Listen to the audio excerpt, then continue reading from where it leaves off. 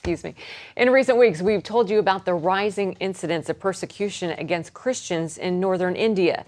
Gospel for Asia reports a mob of 1,000 people destroyed this church.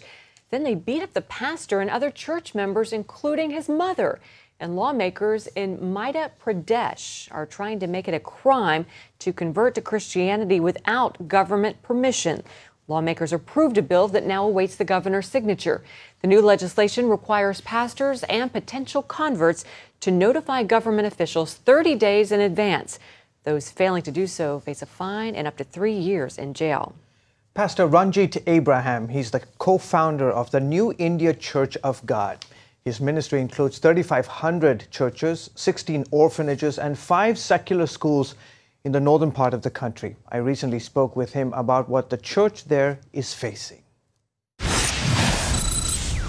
We're hearing these reports almost on a daily basis of the persecution taking place in the northern part of India. What's going on? Well, North has always been having trouble because North India, the very reason of the number of Christians is so negligible. So we hear about, a breaking down or destruction of a church, beating up a pastor there, and that happens all the time, every day. How difficult is it to share the gospel of Jesus Christ in such an environment? The whole environment looks like, very hostile, very much against. But when you are working among the common man, he's not that hostile, because people are looking for answers. People are looking for a God.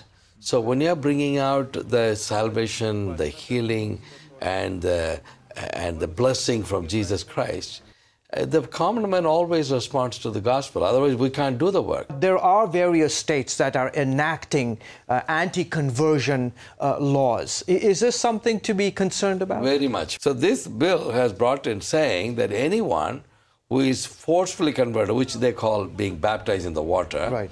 And if they are proven, the pastor will go to jail for 4 years, and he has to pay 100,000 rupees, which he won't be able to pay. Yeah. The Indian Constitution clearly states that there is freedom of religion, and anybody who wants to move away from Hinduism, Islam, or Buddhism to any other religion can do so, they right? Can, if it is forcefully. Right. But the question is, who is going to define forceful conversion? Is right. Because we don't believe forceful conversion. We don't want anybody to come in and join, against their will. We believe that the person should open their heart on their own and receive Christ. So clearly, despite these conversion laws, despite the challenges in the northern part of India, you are seeing God move. Yeah, we are growing. We are growing, like as I said, we got church all over the country, about 23 states. And India has got only 28 states. So we are seeing God moving. And we are seeing people coming to the Lord. And I've been hearing these reports, and I've done stories, I've had the privilege of doing them, the stories of the so-called Dalits, the untouchables, right, who are in droves coming to the saving knowledge of Jesus Christ. And it's happening around the country. Yeah, and even like the state of Orissa, I shared with when I was interviewed by Brother Pat Robertson.